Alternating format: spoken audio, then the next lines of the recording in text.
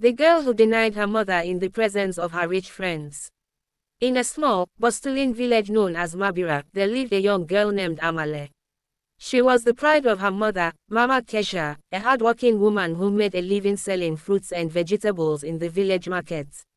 Though life was often difficult, Mama Kesha was determined to provide for her daughter, doing everything she could to send Amale to the best school in the nearby city. Amale was bright and beautiful, with a natural charm that made her popular among her peers. Her intelligence and dedication earned her a scholarship to a prestigious city school, and she quickly adapted to the new world of opportunities, mingling with wealthy students whose lives were far different from her own. In the city, Amale became close friends with a group of rich girls.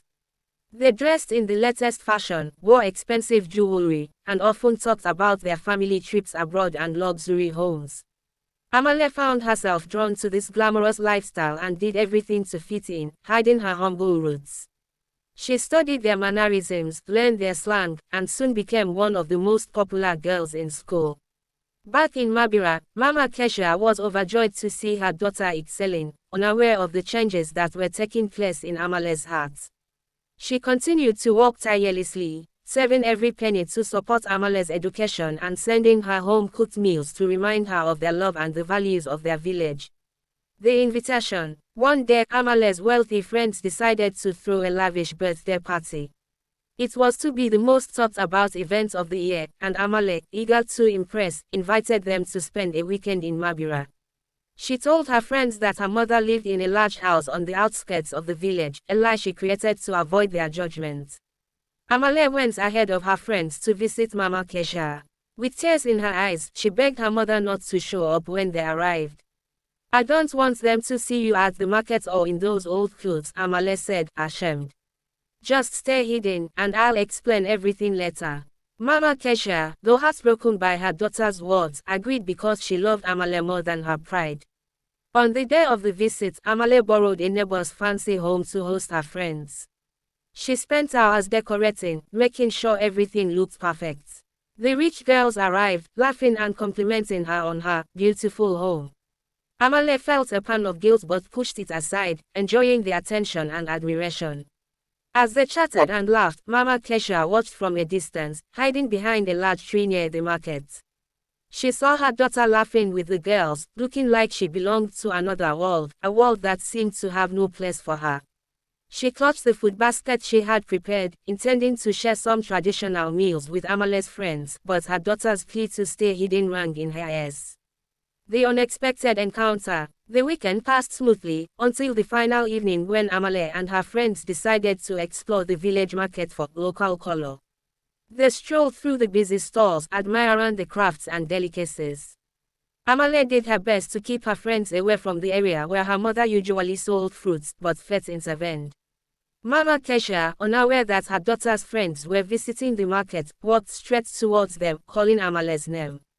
In her excitement, she raised her arms to embrace her daughter. Amale froze, her heart pounding, as she looked at her friends who stared curiously at the poorly dressed woman approaching them. "Who is that?" one of the girls asked. Amale, terrified of losing face, stepped back and replied coldly, "Oh, just some old woman who's always begging around here. Let's go." Her words cut like a knife, and Mama Kesha's face crumpled. She stood there, stunned, the basket of food slipping from her fingers and scattering on the ground. Amale and her friends moved on, laughing, but inside, Amale felt something break. Her friends, oblivious to her inner turmoil, continued to explore the market. That night, when her friends left, Amale lay in bed, unable to sleep. Her mother's hot expression haunted her thoughts. The next morning, she found a letter slipped under the door, a letter from Mama Kesha. It read, "My dearest Amale, I am proud of the woman you have become. I understand that you want to be accepted by your new friends. I will not be a burden to you anymore. I have decided to leave the village for a while. When you are ready, come find me. Remember that my love is always with you, no matter where you go." Amale's world fell apart. She rushed to the market, searching for her mother, but Mama Kesha was gone. No one had seen her since the incident. Amale realized that in her desire to be accepted, she had rejected the one person who had given everything for her. Overcome with grief, she sat down where her mother used to sell fruits, clutching the empty basket that Mama Kesha had left behind. Weeks turned into months, and Amale's friends drifted away, sensing her growing distance and sadness. She returned to the village every weekend, hoping to find her mother, but the familiar face was nowhere to be seen. She worked at the market, taking over her mother's stall, desperate to make amends for the mistake she had made. One rainy afternoon, as Amale sat alone, a shadow fell across the stall. She looked up and saw Mama Kesha standing there, older and weary, but with a gentle smile on her face. Without a word, Amale threw herself into her mother's arms, weeping and begging for forgiveness. "I was so ashamed, Mama," she cried. "I thought I had to choose between my dreams and my roots. But I realize now that without you, I am nothing." Mama Kesha held her daughter close, tears streaming down her face. "I have always loved you, Amale," she said softly.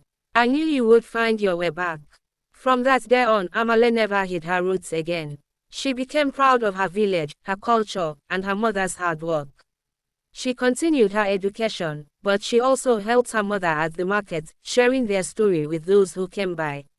Eventually, Amale became a well-respected businesswoman, opening a chain of shops that celebrated the traditions of Mabira.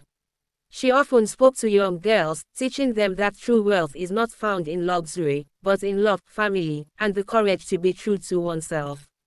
Her story became a lesson in the village, a reminder of the dangers of pride and the power of forgiveness.